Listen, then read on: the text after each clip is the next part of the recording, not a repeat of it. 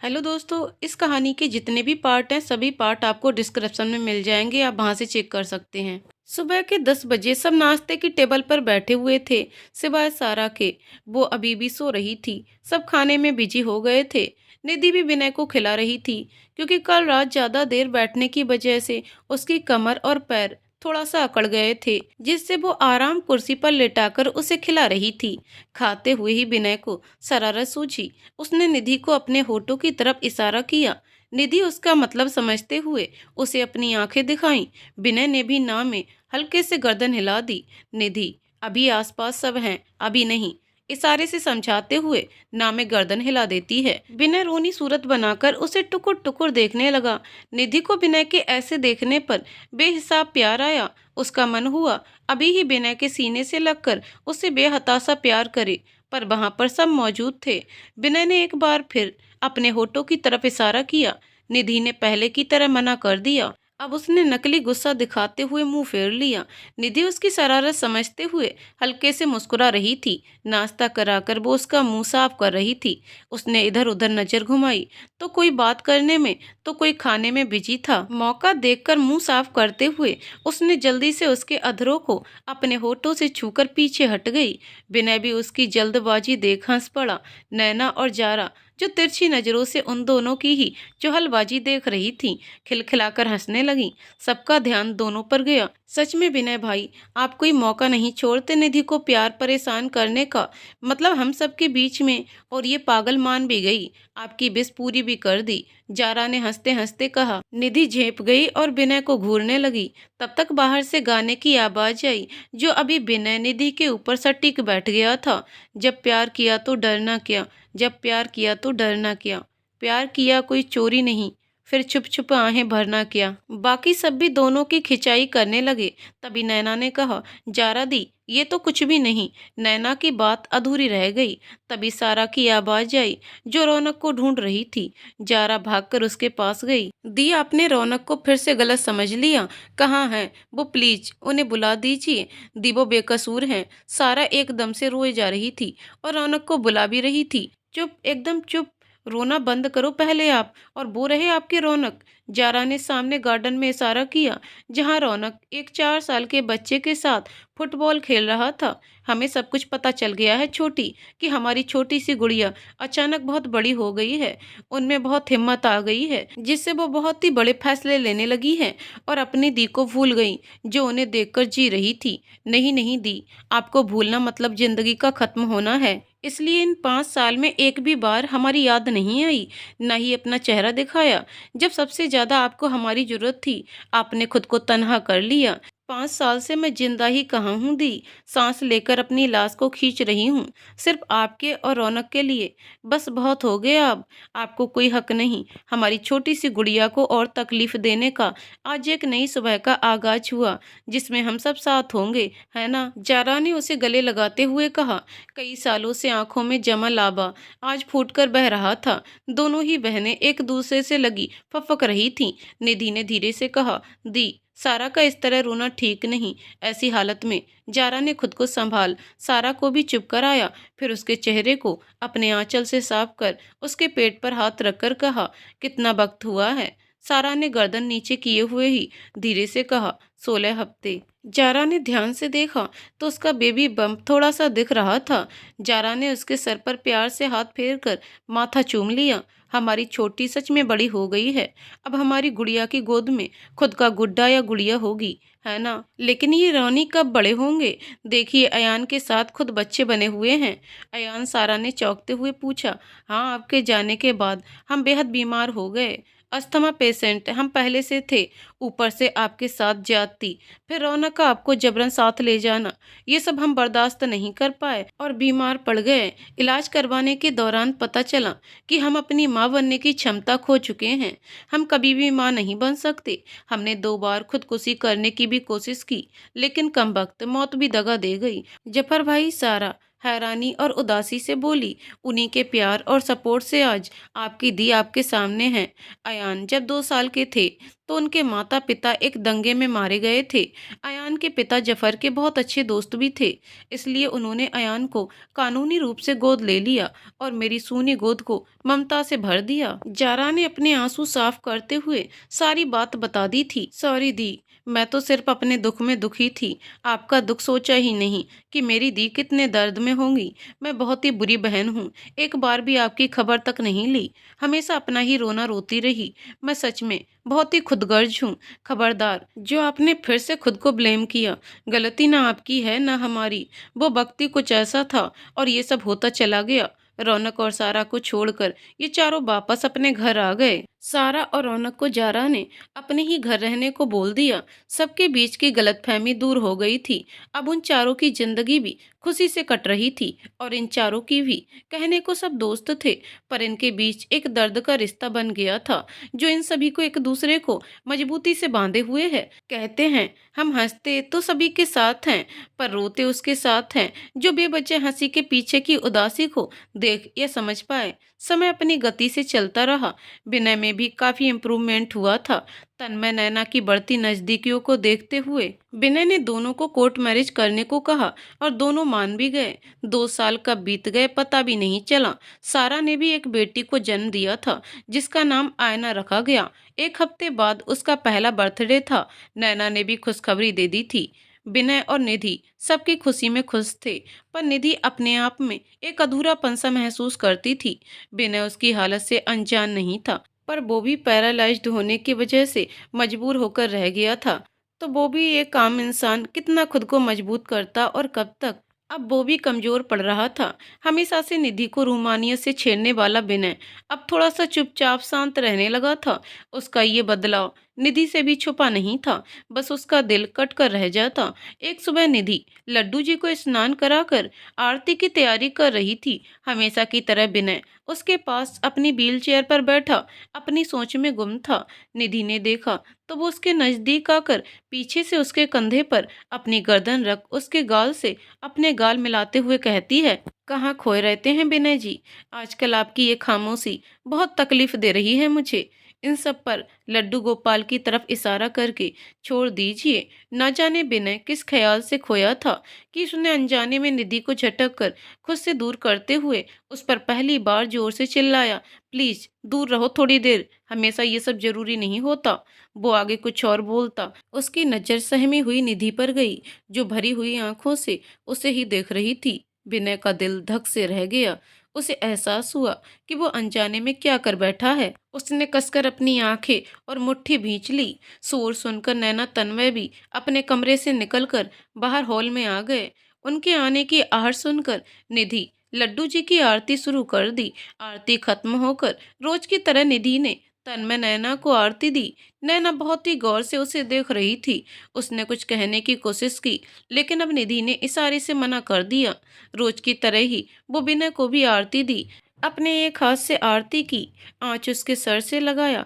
तिलक लगाकर पूजा के फूल अपने सर से लगा, फिर उसके लगा उसी की जेब में रख दिया।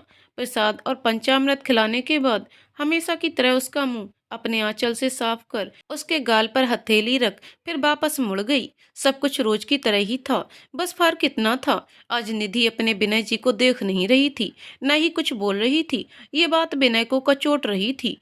निधि कुछ हुआ है क्या? तन्मय से रहा नहीं गया, तो आखिर में उसने पूछ ही लिया। नहीं भाई, कुछ भी नहीं, आप नैना भाभी को अंदर कमरे में ले चलिए, मैं वहीं आप दोनों का नाश्ता ले आती हूँ। ऐसे मत देखो, भाभी को अभी ज्यादा आराम की जरूरत है, निधि ने बातों का रुख मोड़ते हुए कहा। तन्मय कुछ और बोलता, नैना उसका हाथ पकड़ उसे अपने कमरे में ले गई। ब्रेकफास्ट भी कमरे में पहुंचा दिया। निधि ने बिना कुछ कहे विनय के सामने जूस का गिलास रख दिया। उसने भी मामले की नजाकत को समझते हुए बिना ना नुकुर के उसने पी लिया। दवा खिलाकर वो अपना लैपटॉप खोलकर बैठ गई, मगर काम में मन तो तब लगे जब वो शांत हो। उसने अपना लैपटॉप बंद कर एक साइड में रख किचन की तरफ बढ़ गई। वो क्या करे समझ नहीं आ रहा था। पहली बार वो विनय से अपनी नाराजगी दिखा रही थी। निधि ने देखा काफी टाइम से किचन साफ नहीं किया, तो उसने साफ करने का सोच जुट गई अपने काम में।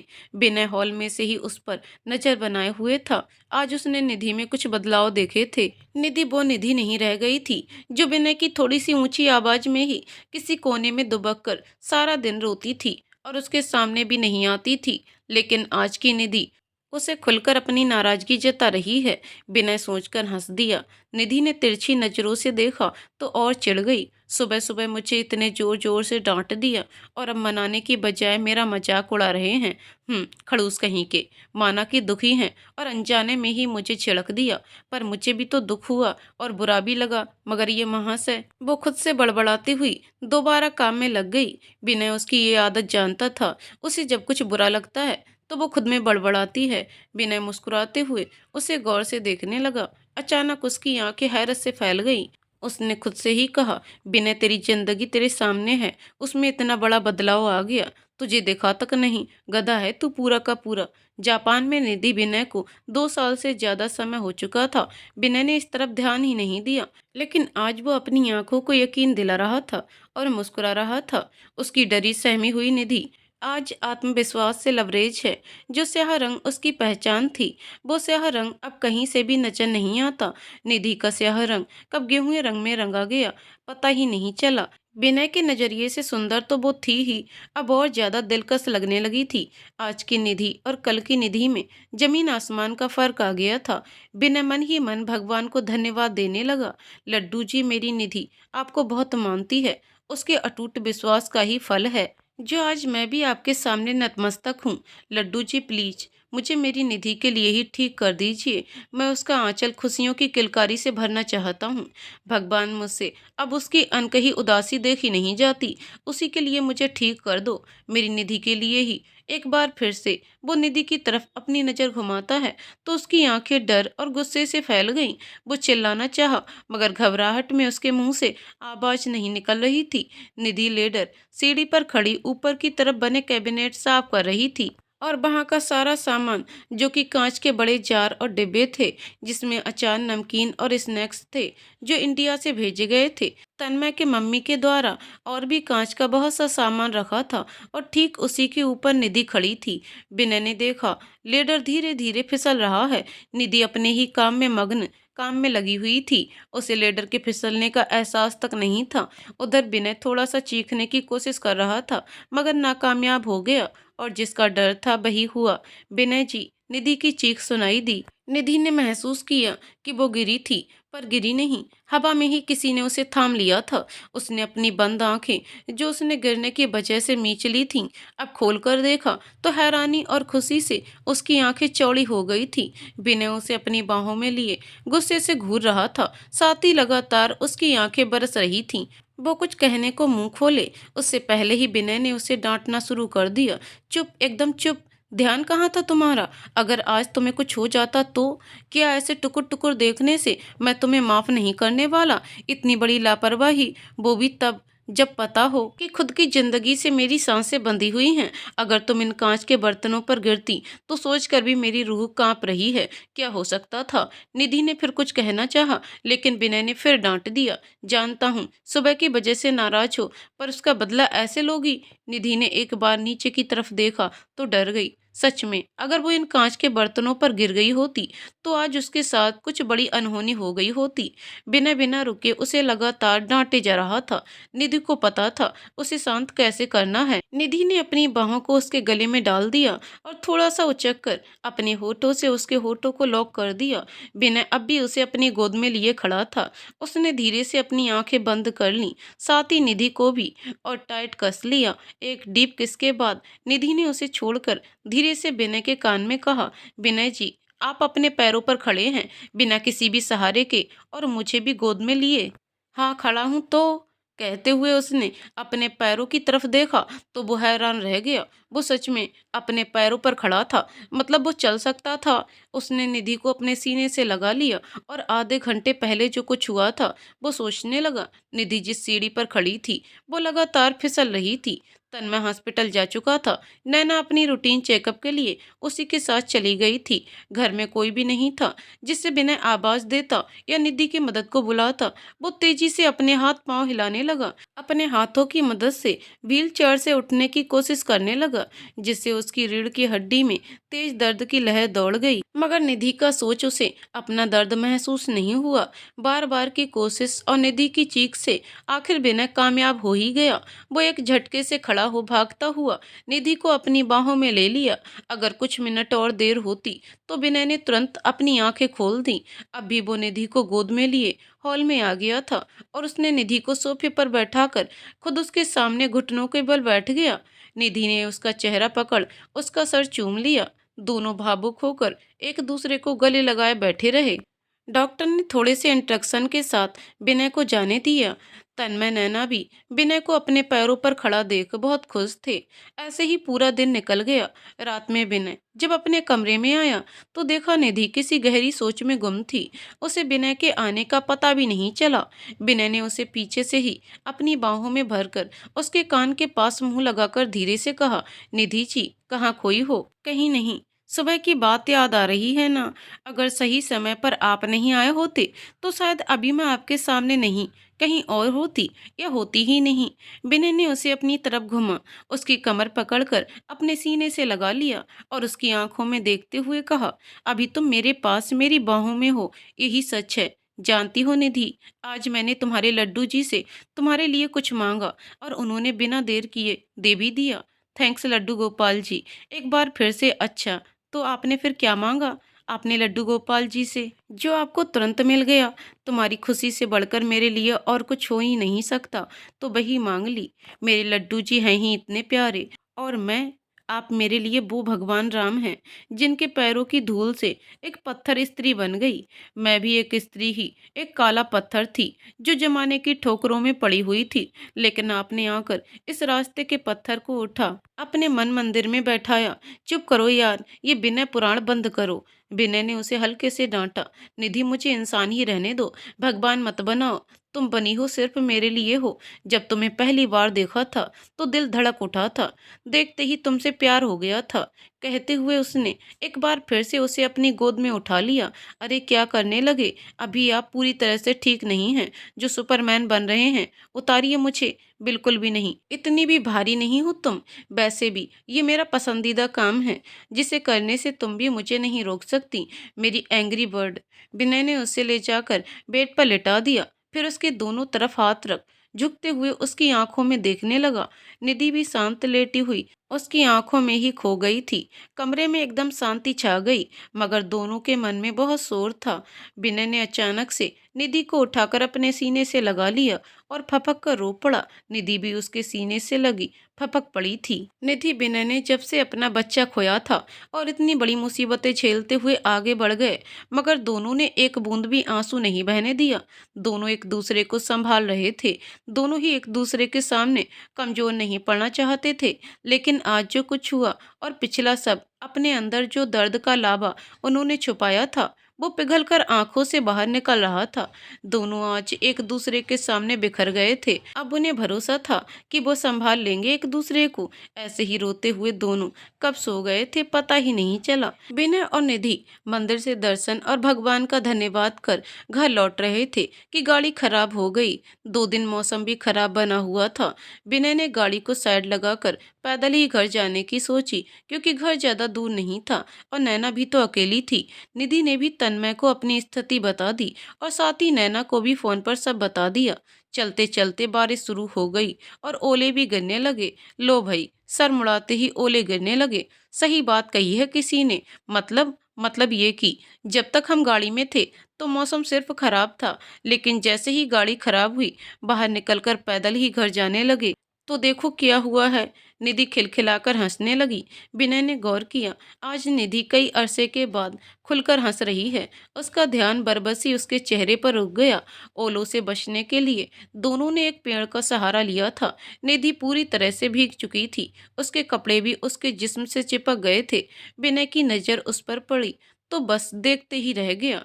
निधि भी उसकी चाहत भरी नजरों से अनजान नहीं थी, इसलिए वो उससे नजरें चुरा रही थी।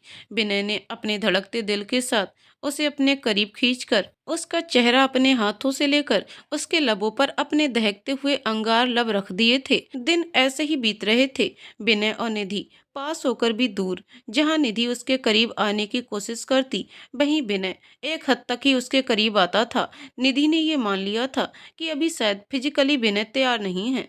उसने अब सब वक्त पर छोड़ दिया, अपने काम और विनय पर फोकस किया। नैना ने भी एक बेटी को जन्म दिया। तन्मय और नैना बहुत खुश थे। नैना अभी हॉस्पिटल में ही थी। नैना ने अपनी बेटी को निधि की गोद में देते हुए कहा, निधि अब इसका नाम भी तुम ही रखना, आफ्टर ऑल तुम उसकी बुआ हो। निधि ने तन्मय की ओर देखा।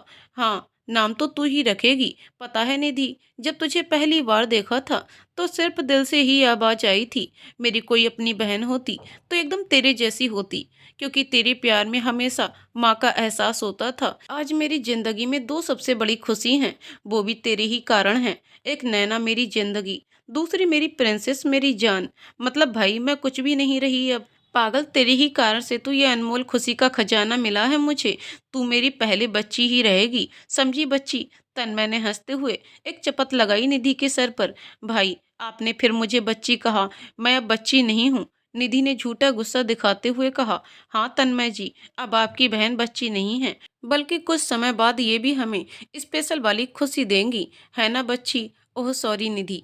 नैना, भाभी, नैना ने खींचकर कहा। विनय को वो पल बार बार याद आ रहा था जब नैना ने अपनी छोटी सी गुड़िया को निधि की गोद में दिया था। निधि की आंखें नम हो गई थीं। उन आंखों में झलकती हुई ममता ने विनय को सोचने पर मजबूर कर दिया था। निधि किचन में काम कर रही थी। विनय उसे ढूंढते हुए आ पहुंचा। वो किसी गहरी सोच में डूबी हुई थी। चाय उबलकर चूल्हे पर गिर रही थी। विनय ने पास आकर आंच कम कर दिया। निधि अभी भी अपने में ही गुम थी। उसे ऐसे देख शरारत सूझी। वो धीरे से उसके पास आकर उसकी कमर में गुदगुदी करने लगा। निधि पहले तो चौंकी, फिर हंसने लगी। उसे हंसते हुए देखकर विनय ने उसके चेहरे को पकड़कर उसके गाल पर किस कर देता है।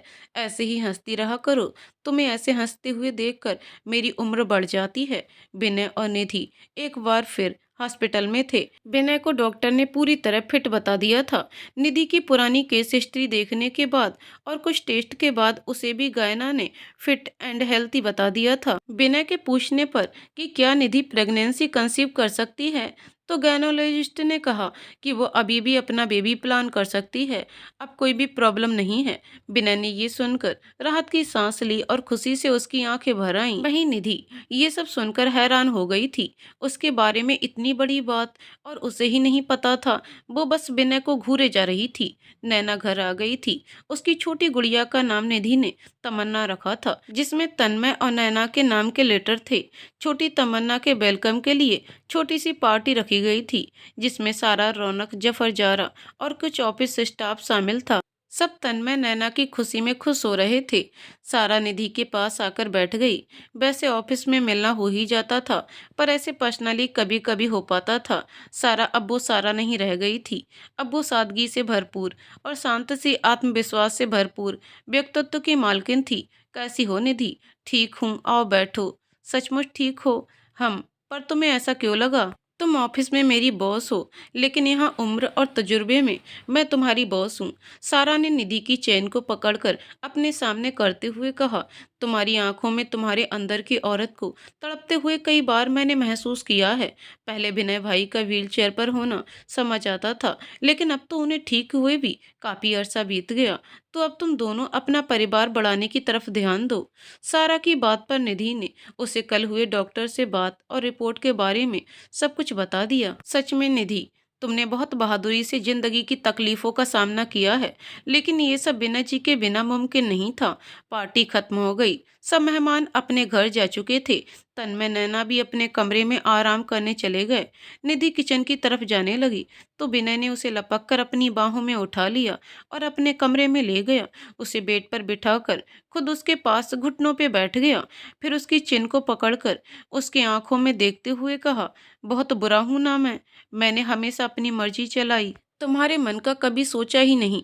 तुम्हारी भी कुछ भावनाएं होंगी, कुछ अलग सी चाहत होगी। बस तुम में सम्मान, आत्मविश्वास भरने में सब देखकर भी अनदेखा करता चला गया। ना मैं तुम्हें खुद से दूर भेजता, ना वो हादसा हुआ होता, तो आज हमारा बच्चा भी।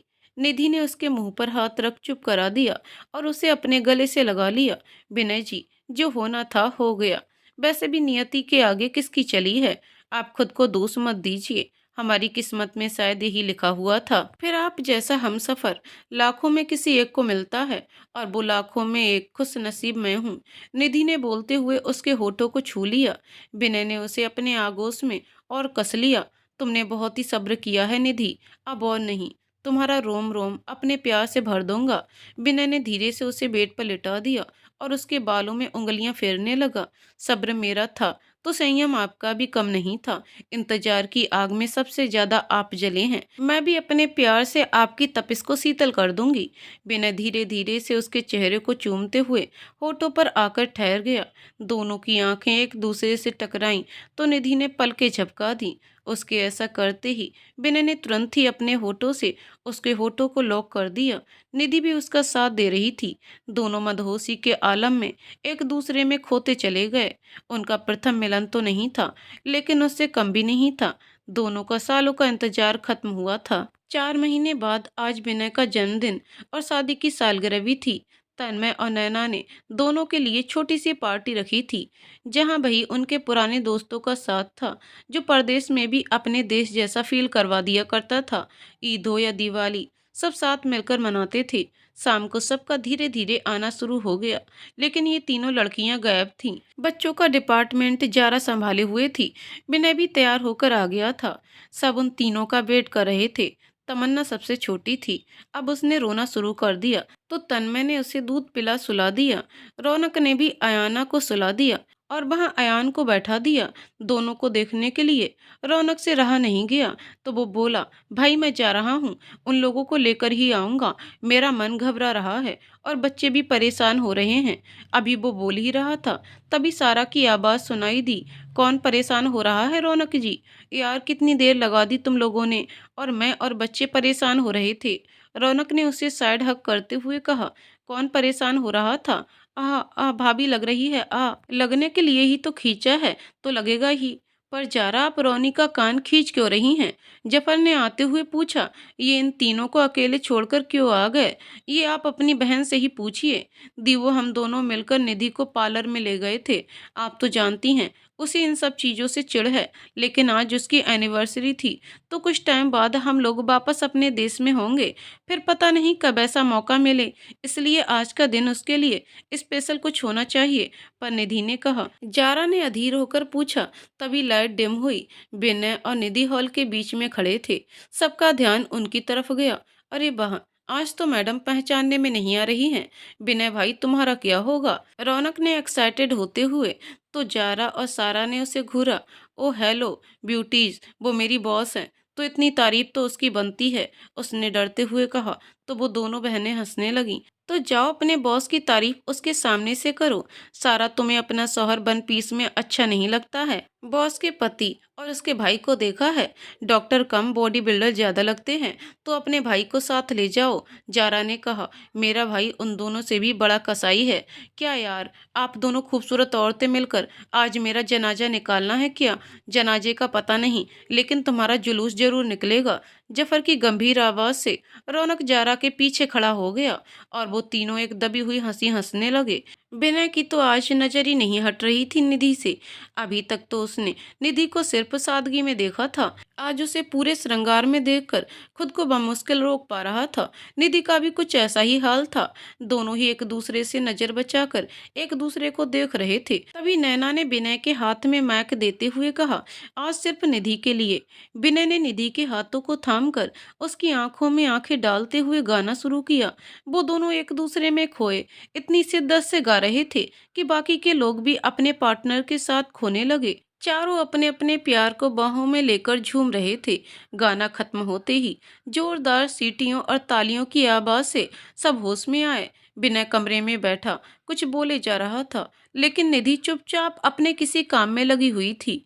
विनय चिढ़कर उसे अपनी तरफ खींचा, तभी वो बोल पड़ी, बस 1 मिनट और। फिर वो उसकी तरफ पलटी तो उसके हाथ में एक प्लेट थी, साथ ही छोटे से लड्डू गोपाल जी भी। विनय जानता था निधि कुछ ऐसा ही करेगी, हर साल करती है तो इस बार क्यों नहीं। वो बस उसे देखता रहा। निधि ने पहले दिया जला, लड्डू जी की आरती उतार, उन्हें तुलसी मिश्रित खीर का भोग लगाया। फिर विनय की आरती उतार, उसे तिलक लगाकर खीर खिलाई। जन्मदिन और शादी की सालगिरह मुबारक हो विनय जी। सुबह से तुम्हारे मुंह से सुनने के लिए तरस गया था। वैसे तो हर बार सबसे पहले ही तुम मुझे विश किया करती थी, लेकिन इस बार क्यों नहीं किया। विनय ने उदास होकर कहा। निधि विनय के गले लग गई और उसके कान में धीरे से कहा, क्योंकि इस बार मैं आपको स्पेशल सरप्राइज गिफ्ट देने वाली हूँ। विनय ने उसके सर से अपना सर लगाते हुए पूछा, अच्छा तो लाओ दो मेरा गिफ्ट। निधि ने अपनी आंखें बंद कर ली। मिलने में तो अभी वक्त लगेगा, पर बता जरूर सकती हूँ वो कहाँ है। निधि ने आहिस्ते आहिस्ते से कहा। विनय उसे बड़े गौर से देख रहा था। उसकी बंद पलकें, लाल होता चेहरा और कांपते होठों से धीरे धीरे से निकलते हुए शब्द, ये सब देखकर विनय का सब्र खत्म हो रहा था। उसने निधि को गोद में उठाकर पूछा, कहाँ है वो जगह जहाँ मेरा गिफ्ट रखा है? पहले नीचे उतारिए, नहीं ऐसे ही बताओ प्लीज विनय जी। विनय ने उसे उतार दिया, लेकिन अपने हाथ उसकी कमर में लपेटे रहा। निधि ने उसका एक हाथ पकड़कर अपने पेट पर रख दिया। यहाँ है आपका स्पेशल गिफ्ट, पसंद आया आपको? कहकर वो उसकी आंखों में देखने लगी। आंसुओं की धार बह चली थी। विनय की पहले कुछ समझ नहीं आया, लेकिन जब समझ आया तो उसने उसको कसकर अपने सीने से लगा लिया। फिर थोड़ा सा अलग कर उसका चेहरा अपने हाथों में ले उसे बेहताशा चूमने लगा। उसे समझ नहीं आ रहा था कि इतनी बड़ी खुशी की घड़ी में वो क्या बोले क्या करे। बस कभी वो निधि को अपने सीने से चिपका लेता तो कभी उसका चेहरा चूम लेता। निधि उसकी हालत समझ रही थी। वो जब भी भावुक होता था तो ऐसे ही रिएक्ट करता था। निधि ने अपने हाथों में उसका चेहरा लेते हुए उसके होठों को हल्का सा छू लिया। अब उससे अलग होकर खड़ी हो गई थी। विनय ने उसकी तरफ देखा और उसे अपनी गोद में उठा लिया और लाकर बेड पे बैठा दिया। फिर उसका चेहरा अपने हाथों में लेकर, तुम सच कह रही हो ना निधि? हाँ, लेकिन आप खुश तो हैं ना? खुश? निधि, जो खुशी तुमने मुझे दी है उसको मैं शब्दों में वर्णन नहीं कर सकता, पर हाँ, आज का ये लम्हा मेरी जिंदगी के सुनहरे पलों में सबसे खूबसूरत पलों में से एक है। एक तुम्हारा मेरी जिंदगी में आना, दूसरा इसका आना। इसके लिए लड्डू जी का धन्यवाद कीजिए। वाह, मेहनत मैं करूं और मैं क्रेडिट लड्डू जी को? विनय जी, और नहीं तो क्या। माना कि ये मास्टर प्लान उनका तैयार किया हुआ है, लेकिन मेहनत तो हम मजदूरों को ही करनी पड़ती है ना। बहुत ही बड़े वाली बेशर्म हो गए हैं आप। मैं खुशी से पागल हो रहा हूँ, पर मुझे डर लगा रहता है विनय जी। कोई डर नहीं, मैं हूं ना तुम्हारे साथ। हर पल हर घड़ी। दिन बीतने लगे थे, सभी निधि के लिए बहुत खुश थे, पर निधि, उसे हमेशा यही डर लगा रहता कि उसके बच्चे का रंग उस पर ना जाए। मूड स्विंग से और ज्यादा ही स्ट्रेस में रहने लगी थी। इस बात को लेकर विनय कई बार उसे डांट दिया करता था। अगले ही पल उस पर तरस भी आता था। एक दिन निधि ने अपने कमरे में से सारे डार्क कलर के सामान को हटवाकर सिर्फ वाइट कलर का सामान रखा। रूम भी वाइट पेंट करवा दिया। कुछ भी ब्लैक कलर का देखती तो आंख बंद कर लेती, एक ही बात की रट लगाती, जैसी चीजें देखूंगी उसका असर बच्चे पर पड़ेगा। विनय से उसकी हालत बर्दाश्त से बाहर हो रही थी। उसने सोच लिया था क्या करना है। निधि जी, चलो उठो, अभी हमें हॉस्पिटल जाना है। क्या हुआ, आप ठीक तो हैं? कहीं बैक पेन फिर से तो नहीं हो रहा? हाँ मैं ठीक हूँ, मैं तुम्हारे लिए हॉस्पिटल चल रहा हूँ, चलो जल्दी। पर मैं भी ठीक हूँ, कोई परेशानी भी नहीं है। फिर अभी कल ही तो गए थे हम हॉस्पिटल, फिर आज क्यों? निधि विनय के गाल पर अपनी हथेली रखते हुए कहती है कि मुझे कोई परेशानी नहीं है, तो आप क्यों बार बार हॉस्पिटल चलने के लिए कह रहे हैं? कहीं विनय जी हमारा बच्चा तो ठीक है? वो घबराती हुई विनय की तरफ देखने लगी। विनय अपनी मुट्ठी भींचकर बोला, उसे ही तो ठीक करना है। क्या क्या मतलब? निधि ने डरते हुए पूछा। मतलब ये कि हॉस्पिटल चलकर चेक करेंगे कि बच्चा काला होगा या गोरा। गोरा होगा तो रख लेंगे, काला हुआ तो तो तुम खुद समझदार हो। ये कैसी बहकी बहकी बिना सर पैर की बातें कर रहे हैं विनय जी आप सोच भी कैसे सकते हैं अपने अजन्मे बच्चे के लिए। वो गुस्से में चिल्लाती हुई बोली थी, सॉरी निधि, मुझे बच्चे से ज्यादा तुम्हारी चिंता है, लेकिन तुम्हें तो सिर्फ गोरे रंग का बच्चा चाहिए, जिसकी वजह से तुम कितना परेशान रहने लगी हो। देखो क्या क्या करना पड़ा है तुम्हें। उसने कमरे से कलर से लेकर और चीजों पर निधि का ध्यान दिलाया। और मुझे ऐसी खुशी नहीं चाहिए जिससे तुम्हें डर या कोई और प्रॉब्लम हो, इसलिए मैंने सब सोच लिया है। क्या क्या सोच लिया है आपने? निधि ने डरते हुए पूछ लिया। ये बच्चा अगर सांवले रंग का हुआ तो तुम इसे अपनाओगी नहीं, अपने मातृत्व सुख से भी उसे दूर कर दोगी, और वो अभागा जिंदगी भर अपने माँ के प्यार को तरसेगा, और मैं तुम दोनों को तड़पता हुआ नहीं देख सकता। इसलिए मेरा ये फैसला है। कैसा फैसला? हम बच्चे को गिरा देंगे। चटाक, एक जोरदार आवाज कमरे में गूंज उठी। विनय अपने गाल पर हाथ रखे हुए खड़ा था। निधि ने उसकी कॉलर पकड़कर उसकी आंखों में आंखें डाल दहाड़ते हुए कहा, हिम्मत कैसे हुई ये सोचने की भी आपकी? सर नहीं आई आपको? ये बात कहते हुए आप मेरे बच्चे को सिर्फ इसलिए मार देंगे कि वो सांवले रंग का होगा? आपने ऐसा सोच भी कैसे लिया? भगवान की बनाई सबसे अनमोल रचना होगा वो मेरे लिए। मुझे फर्क नहीं पड़ता वो किस रंग का होगा, मेरे लिए बस वो मेरा बच्चा होगा, मेरी जान होगा। पल पल मैंने उसे अपने भीतर महसूस किया है। इतनी बड़ी बात आप कैसे बोल सकते हैं विनय जी? वैसे कोई माता पिता अपने बच्चों को रंग देखकर नहीं अपनाते। मेरा बच्चा भी सिर्फ मेरा होगा।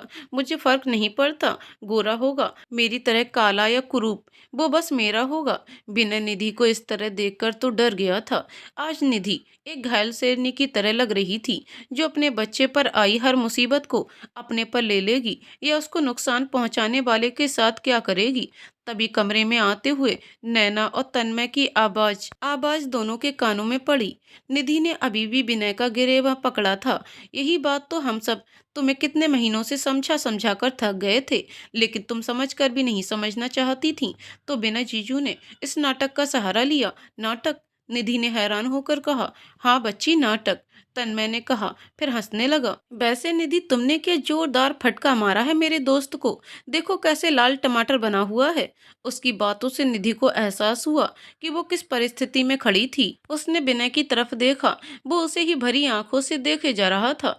निधि को अपने दिल में टीस सी महसूस हुई, साथ ही शर्मिंदगी भी। उसको धक्का सा लगा। वो विनय पर हाथ कैसे उठा सकती है? मैं आप पर हाथ कैसे उठा सकती हूँ विनय जी? अपने भगवान पर हाथ कैसे उठा लिया मैंने? मुझे मर जाना चाहिए, लेकिन उससे पहले इन हाथों को सजा मिलेगी जो अपने भगवान पर उठे।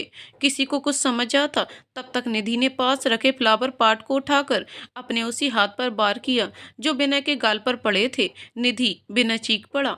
निधि अपने होश खो बैठी थी। विनय जी! उसे होश आया तो धीरे से कहा। वो उसके सिरहाने बैठा था। अब तुम ठीक महसूस कर रही हो? दर्द तो नहीं है ज्यादा?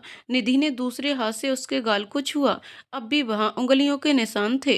निधि, ज्यादा मत सोचो। जैसी मैंने तुमसे बातें कही थी उसको सुनकर हर किसी का रिएक्शन ऐसा ही होता। तन्मय तो मेरा प्लान सुनते ही बोल पड़ा था, कुछ हो ना हो पर मेरा पिटना तो तय है। वो हंसने लगे। मुझे माफ कर दीजिए विनय जी, मैं बहुत ही शर्मिंदा हूँ। एक शर्त पर, साथ ही सजा भी भुगतनी होगी। मुझे आपकी सारी शर्तें और सजाएं मंजूर हैं तो ठीक है। शर्त यह है कि अब से तुम ऐसी कोई भी बात अपने दिल दिमाग में नहीं लाओगी, अपने कलर कोप्लेक्स के बाहर निकलोगी। वादा करो तुम मुझसे। निधि ने रोते हुए ही उसके हाथ में हाथ रख दिया और हाँ में गर्दन हिला दी। दूसरी बात, ऐसी हरकत दोबारा मत करना जिससे हमारे बच्चे को भी तकलीफ हो। तुम बस इसका ख्याल रखना, क्योंकि मेरी गुड़िया अभी तुम्हारे पास, तुम्हारे अंदर है, और तुम्हारा रखने के लिए तो मैं हमेशा हूँ। विनय ने उसके पेट पर हाथ रखकर कहा। गुड़िया? हाँ, मुझे पक्का यकीन है कि हमारे पास गुड़िया ही है। और अब सजा की बात भी सुन लो। जी, तुम्हें मेरे गालों और होठों को तब तक प्यार करना होगा जब तक कि मैं न रुकने को कहूँ। तो तुम्हारी सजा शुरू होती है अब। उसने एक आंख बिंग करते हुए निधि से कहा। निधि ने आंसुओं से मुस्कुराते हुए अपनी बाहें फैला दी, जिसमें विनय समा गया। निधि ने विनय की दी हुई सजा को पूरी ईमानदारी से निभाया। हालात कुछ भी थे, लेकिन दोनों एक दूसरे को आसानी से समझ जाते थे और मिलकर अपने प्यार समर्पण से एक दूसरे को मजबूती देते थे। यहाँ तक का सफर फ्लैशबैक में था, अब आगे प्रेजेंट में कहानी चलेगी। विनय अपनी सोच में गुम बैठा हुआ था, तभी तन्मय ने आकर उसके कंधे पर हाथ रखकर उसे आवाज दी, तू यहाँ क्या कर रहा है? तुझे निधि के पास होना चाहिए, उसे किसी चीज की जरूरत हुई तो। तू सुन रहा है ना?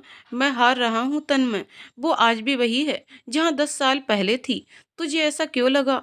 विनय उसे कमरे में हुई सारी बात बता देता है। निधि ने जो सहा है तो वो हरगिज नहीं चाहेगी कि उसकी बच्ची भी वही सब सहे, इसलिए उसका ऐसे करना कोई बड़ी बात नहीं। रही उसके 10 साल पीछे खड़े होने की, तो मेरे भाई, ऐसे खास मौकों पर नॉर्मल इंसान भी अपना पास्ट जरूर याद करता है। निधि ने भी वही किया है। हाँ, वो तेरे सामने बिखर जाती है। जानता है क्यों? क्यों? क्योंकि उसे पता है उसके विनय जी उसे संभाल लेंगे, स्थिति चाहे कितनी भी कठिन क्यों ना हो। पर उसके विनय जी हमेशा से ही उसके साथ हैं। तूने कितनी आसानी से सारी चीजों को समझकर मुझे भी समझा दिया। मेरे यार, तेरे जैसा यार हर किसी को नहीं मिलता। मेरे भाई, मेरी निधि मेरी जिंदगी है, तो तू मेरी जिंदगी का वो दिया है। जब अंधेरा हद से ज्यादा बढ़ जाता है तो तू ही रोशनी करता है। दोनों दोस्त भावुक हो गए और एक दूसरे के गले लग गए। चल चल, अब ज्यादा बटरिंग नहीं, तेरी ही वजह से आज मैं यहाँ तक पहुँच पाया हूँ। नैना के साथ साथ तू भी मेरी लाइफ लाइन है यार। बिना कमरे में आया तो निधि छोटी बिनी को अपनी गोद में उठा इधर उधर टहल रही थी। बिनी का रोना अब भी जारी था। तुम क्यों उठ गई अभी? तुम्हें ज्यादा आराम की जरूरत है। आप थे भी नहीं और ये रोए जा रही थी। नर्स भी नहीं थी, शायद उसकी ड्यूटी अभी चेंज हुई है, क्या पता भूखी हो। लेकिन मैं इसे फीड कैसे करवाऊं, मुझे नहीं पता। निधि ने सर झुकाकर धीरे से कहा, तो विनय मुस्कुरा दिया। कोई बात नहीं, मैं हूं ना। नहीं, आप कैसे? मेरा मतलब मैं आपके सामने। निधि, तुम भूल रही हो, मैं तुम्हारा पति होने के साथ एक डॉक्टर भी हूँ। तो अब एक डॉक्टर को अपना काम करने दो। विनय ने बिनी को जैसे ही अपनी गोद में लिया, उसका रोना बंद हो गया, लेकिन उसका मुंह चलाना जारी था। ये देख निधि ने विनय की तरफ देखा। इससे भी मेरी तरह आपके बिना चैन नहीं है, इसलिए ही कहा था ये तुम पर गई है। इस बार निधि ने कुछ नहीं कहा, बस अपनी बच्ची को ममता भरी आंखों से देखती रही। विनय ने उसे दूसरे साइड में अपनी एक बाह में ले अपने सीने से लगा लिया। विनय को जो सुकून आनंद उन दोनों को एक साथ गले लगाकर मिल रहा था, शायद उसे शब्दों में बयां कर पाना मुश्किल है। निधि का भी यही हाल था। विनय ने उसे बेड पर बिठाकर गर्म पानी लेने जाने लगा। बिनी का रोना चालू हो गया, तब तक वो पानी लेकर आया। निधि ने उसे शांत किया। विनय ने पहले उसके ब्रेस्ट धोए, फिर उसकी कमर के पीछे तकिया लगा उसे आराम से बैठाया। बिनी को उसकी गोद में दे बताया कैसे फीड करवाना है। इस दौरान निधि ने एक बार भी विनय की तरफ नजर उठाकर भी नहीं देखा। शर्म से वो अपनी नजरें नीचे ही झुकाए हुए थी। विनय भी उसकी मना स्थिति समझ रहा था। उसने उसे चादर से कवर करते हुए कहा, रिलैक्स महसूस करो। निधि, तुम कंफर्टेबल रहोगी तो ही बिनी को सही से फीड करा पाओगी। अभी सिर्फ ये ध्यान रखो कि मैं सिर्फ एक डॉक्टर हूँ। कहकर उसने उसका सर चूम लिया और जैसे ही बाहर जाने को हुआ, नन्ही सी बिनी ने रोना शुरू कर दिया। वो वापस मुड़ उसके पास बैठ गया तो उसका रोना बंद हो गया और फीड करने लगी। निधि हैरानी से कभी विनय को देखती तो कभी बिनी को, फिर दोनों एक साथ हंस पड़े। मतलब आपकी शहजादी को माँ नहीं, पापा ज्यादा पसंद हैं। गलत। मेरी जान की जान मुझ में बसती है तो अपनी जान को कोई कैसे ना पसंद करे। अगली सुबह सब लोग निधि और छोटी सी बिनी से मिलने आए। सबने मिलकर उन्हें ढेर सारी बधाई और आशीर्वाद दिया। तमन्ना तो बिनी को छोड़ ही नहीं रही थी। उसके लिए तो वो उसका एक जीता जागता खिलौना था। उसने अपनी तोतली बोली में कहा, ये मेरा टाय, हाँ ये तुम्हारा टाय है, ख्याल रखना इसका। निधि ने कहा तो छोटी सी तमन्ना ने हाँ में गर्दन हिला दी। अयान और अयाना भी अपनी छोटी छोटी सी आंखों से इतनी छोटी सी बिनी को देख हैरान हो गए थे। अयान तो फिर भी 5 साल का समझदार था, लेकिन 3 साल की अयाना ने इतना छोटा बेबी पहली बार देखा था। वो उसे अपनी गोद में लेने के लिए मचल रही थी, साथ ही डर भी रही थी। फिर वो जारा के पास जाकर बोली, बली मॉम, मुझे भी अच्छा टाय वाला बेबी चाहिए। तो अपनी अम्मी से कहिए ना। जारा ने हंसते हुए कहा, नहीं वो दांतती हैं, आप ला दो प्लीज बली मॉम। अयाना ठुनकते हुए कहती है। जारा की हंसी रुक नहीं रही थी। फिर अयान ने कहा, नो मॉम, इनकी बात नहीं सुनना, मुझे नहीं चाहिए अब तीसरा बेबी। सब उसकी तरफ हैरत से देखते हुए, तीसरा बेबी? और नहीं तो क्या, पहले अयाना, फिर तमन्ना और अब सबसे क्यूटी पाई विनी, हुई ना 3 बेबी। नहीं नहीं, मुझे मेरा बेबी चाहिए। है ना बिनी, ये हम सबकी अपनी है। सारा ने उसे गोद में लेते हुए प्यार से कहा। चच्ची, हाँ मुच्ची। लेकिन तनु, तमन्ना, उसकी भी, सभी बड़े बच्चों को ऐसे एक दूसरे के लिए प्यार देखकर भावुक हो गए। 18 साल बाद दिल्ली, सुबह 6 बजे। बिनी, उठ जा, बुआ की पूजा खत्म हुई, अब तेरी पूजा शुरू होगी। तनु दी, बस 5 मिनट, तू और तेरे 5 मिनट, प्लीज दी। दूसरी तरफ निधि अपने लड्डू जी की आरती कर विनय को जगाने कमरे में आई। हमेशा की तरह ही वो तैयार बैठा था। बालों में हल्की सी सफेदी, आंखों पर चश्मा, लेकिन सेहत पहले से भी अच्छी और बॉडी से एकदम बिल्डर। रोज 2 घंटे जिम में जो मेहनत करता था, निधि ने रोज की तरह ही उसे तिलक किया, पूजा के फूल उसके माथे से लगाकर उसकी जेब में डाले, अपने हाथों से प्रसाद खिला, फिर अपने आंचल से उसका मुंह साफ कर, फिर उसके होठों को अपने होठों से छू लेना। ये थी निधि के दिन की शुरुआत। तभी एक आवाज सुनाई दी। ओ हेलो लव बर्ड्स, मुझे तो रोज ही भूल जाते हो आप। अरे मैं आप दोनों के शुद्ध देसी प्यार का नतीजा हूँ, बिनी बीच में आती हुई बोली थी। हम तुम्हें कैसे भूल सकते हैं भला, आखिर मेरी और तुम्हारी स्वीट सी मम्मा की इकलौती लाइफ लाइन जो हो। बिना उसके सर को चूमकर कहा। I love you my handsome dada. हाँ पता है मेरी माता रानी, मुझे डैडा से प्यार करते देख आपको जलन होती है, परंतु मेरे डैडा हैं ही इतने चार्मिंग और लविंग कि उनसे प्यार आपसे थोड़ा ज्यादा ही हो जाता है। बिनी उसके गले लगती हुई बोल रही थी। हो गया तुम्हारा, चलो निकलो, तैयार हो जाओ। नहीं, पहले मुझे सीक्रेट वाला प्यार दो माता रानी, तब जाऊंगी। जिसे सुनकर बिना की हंसी छूट गई और निधि की आंखें बड़ी हो गईं। दोनों मम्मा, मुझे भी देर हो रही है, तनु दी खा जाएंगी। निधि ने एक नजर विनय को देखा, फिर बिनी के चेहरे को हाथ में लेकर उसके माथे, दोनों गालों, फिर उसके चिन को छू लिया। मम्मा ये चीटिंग है, सही जगह पर दो, नहीं तो आज मैं आपको नहीं छोड़ने वाली। पागल लड़की, अब बड़ी हो गई हो। नो बे मम्मा, मैं आपके लिए हमेशा बच्ची रहूंगी। कहते हुए उसने निधि के होठों को चूम कर भाग गई। बिना ठहाके लगा हंसने लगा। सब आपका ही किया गया था, निधि चिढ़ते हुए बिना से कहती है और बाहर जाने लगती है कि बिना उसकी कलाई पकड़ अपने पास खींच लेता है और उसकी कमर पकड़ अपने सीने से लगा लेता है। एकदम तुम्हारी परछाई है मेरी शहजादी, लेकिन हरकतें सारी आप पर गई हैं। सच में निधि आज भी उसकी नजरों की तपिश नहीं सह पाती थी। बिना हमेशा की तरह उसे अपनी बाहों में समेटकर उसके होठों को अपने होठों से लॉक कर दिया करता था। तन्मय, अब तो सुधर जाओ, देखो पूरे कमरे का क्या हाल बना रखा है। कोई कहेगा आप इतने बड़े डॉक्टर हो, आपसे अच्छी तो मेरी बेटी है जो। आगे के शब्द नैना के मुंह में रह गए। तन्मय ने उसका मुंह अपने होठों से बंद कर दिया। थोड़ी देर बाद अलग कर, अगर तुम्हें मीठी पाई चाहिए थी बोल देती, इतना ओवर रिएक्ट क्यों किया। आज आप मेरे हाथों से नहीं बच सकते। नैना उसके पीछे भागी। दोनों आपस में पिलो फाइट खेलने में बिजी थे। तमन्ना कमरे में आती है तो अपना सर पकड़ लेती है और जोर जोर से चिल्लाती है, मॉम डैड बंद कीजिए ये टॉम एंड जेरी वाली फाइट। तन्मय नैना बच्चों की तरह एक तरफ खड़े हो जाते हैं और तमन्ना उन्हें किसी बड़े की तरह डांट रही थी। अब ये सब फैलाया है तो समेटेगा कौन, तमन्ना ने दोनों को घूरते हुए कहा। नैना ने तन्मय को घूरा। मैं हूं ना, मैं समेट दूंगा। मेरी प्रिंसेस, तुम नाराज मत हो, उसके लिए तुम्हारी मॉम ही काफी है। तमन्ना ने अपना सर पीट लिया क्योंकि उनकी तू मैं फिर चालू हो गई थी। उसके कमरे में से बाहर निकलते ही तन्मय ने फिर से नैना को अपनी बाहों में कसकर दीवार से लगा दिया। नैना बस इतना ही बोल पाई, जंगली। जफर, जारा, सारा, रौनक भी अपनी जिंदगी में ऐसे ही खुश थे। उन्होंने अयान अयाना की आपस में शादी कर दी थी और वो दोनों इस वक्त वर्ल्ड टूर पर थे। रात में सब खाने की टेबल पर बैठे थे। बिनी हमेशा की तरह ही बिना के पास बैठी हुई थी और वो अपने हाथों से उसे खिला रहा था। बिनी, तुम अब बड़ी हो गई हो, खुद खाओ जैसे तमन्ना खा रही है। निधि ने कहा। तुम क्यों चिढ़ रही हो, लो तुम भी मेरे हाथ से खाओ, विनय ने उसे छेड़ते हुए कहा। मम्मा, आप तनु दी को खुद खिला रही हो और मुझे खुद से खाने को बोल रही हो, वो इसलिए कि बुआ और फूफा जी बड़े हो गए हैं, लेकिन मेरे mom dad Tom and Jerry की तरह हैं जो कभी बड़े नहीं होंगे। क्यों, है ना डैड, तमन्ना ने आंख विलिंक करते हुए कहा। प्रिंसेस, मुझे समझ नहीं आता तुम मेरी मम्मा हो या बेटी, तन्मय ने मुंह बनाते हुए कहा। सबकी ठहाकों की आवाज गूंजने लगी। तभी नैना जोर जोर से सांस लेने लगी। निधि का ध्यान उस पर गया और वो जोर से चीख पड़ी, नैना भाभी। विनय और तमन्ना भी उसे देख जल्दी से उसे सोफे पर लिटाया। विनय उसका चेकअप करने पर गुस्से से तन्मय की ओर देखकर कहा, कितने दिन पहले दवाई दी थी तूने इसे? तन्मय चौंकते हुए, 2 दिन पहले ही मैंने अपने हाथों से खिलाई थी। उसके बाद ये रोज अपने आप ही ले रही है। तूने देखा इसे लेते हुए? नहीं। तुझे पता है ना, ये हार्ट पेशेंट है। एक दिन की लापरवाही का मतलब इलाज 1 महीना पीछे हो गया और इसने 2 दिन से दवाई नहीं ली, इसलिए दर्द बढ़ गया है।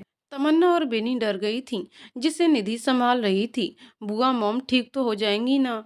उन्हें तो ठीक होना ही पड़ेगा, तुम्हारे और तन्मय भाई के लिए। उनकी झूठ मूठ की लड़ाइयाँ हम सबसे छिपी नहीं हैं। ऐसा करके वो दोनों हम सबको अपनी उदासी से दूर करने की कोशिश करते हैं, लेकिन हम सबके साथ तुम भी ये जानती हो दोनों कितने दर्द में हैं। लेकिन बुआ, कुछ नहीं होगा, तुम्हारे डैड उन्हें कुछ नहीं होने देंगे। बहुत प्यार करते हैं वो नैना भाभी से, तो इतना प्यार करने वाले को अलग कर वो भगवान भी खुश नहीं होंगे। उन दोनों को समझाकर निधि अपने कमरे में चली गई। बिनी ने तनु का मूड चेंज करने के लिए बातें करते हुए अचानक से ही कहा, तनु दी, डैडा मम्मा, मामा मामी में इतना प्यार है, सब जानते हैं। क्या कहीं कोई विनय या तन्मय हमारे लिए भी होगा? पता नहीं क्यों, कोई है क्या? नहीं दी, मैं बस ऐसे ही पूछ रही थी। लेकिन अगर सच में नहीं हुआ तो क्या? जो भी होगा उसे ठोक पीट कर बना लेंगे, जैसे अयान भाई और अयाना दी ने बना लिया। क्या मतलब? मतलब ये कि तू बुआ की कार्बन कॉपी है, लेकिन तेरा दिमाग चिड़िया जितना छोटा सा है। दी, मैं अपने मम्मा डैडा की दोनों की परछाई हूँ। नहीं, फूफा जी थोड़े सांवले रंग में हैं, बुआ का गेहुआ रंग है, लेकिन तू तो एकदम दूध की तरह सफेद है, जैसे जापानी गुड़िया हो। तमन्ना ने उसके सर को चूमते हुए कहा, दी, हम लोग भी तो जापान में ही पैदा हुए थे। हाँ बाबा, अब बकबक बंद कर और सो जा। चल आ इधर। बिनी ने अपना सर उसके कंधे पर रखा और तमन्ना उसके बालों में हाथ फेरने लगी। दोनों ही सो गईं। बाहर खड़ी निधि ये सब कुछ देख सुन रही थी। आज उसे खुशी हो रही थी कि उसकी बेटी उसकी तरह ही है। रंग उसके लिए कोई मायने नहीं था, बस अपनी बेटी को देख निहाल हो रही थी। बिना हाथ बांधे उसे ही देख रहा था, फिर पीछे से आकर उसे गले लगा लिया। अब तो तुम संतुष्ट हो? हाँ, लेकिन सब आपकी वजह से है। शुक्रिया नहीं कहूंगी मैं तो तो बस प्यार के बदले प्यार दूंगी, वो भी बेशुमार। अच्छा तो चलो। कहते हुए विनय ने उसे अपनी बाहों में उठा लिया और अपने कमरे की तरफ बढ़ गया। उम्र के साथ इनका प्यार भी बढ़ता जाएगा, नैना भी जल्द ही रिकवर हो जाएगी। तो दोस्तों, कहानी यहीं पर समाप्त होती है। दोस्तों, आपको कहानी कैसी लगी कमेंट करके जरूर बताइएगा। कहानी पसंद आई हो तो वीडियो को लाइक शेयर करें और चैनल को सब्सक्राइब करें। कहानी को पूरा सुनने के लिए बहुत बहुत धन्यवाद दोस्तों।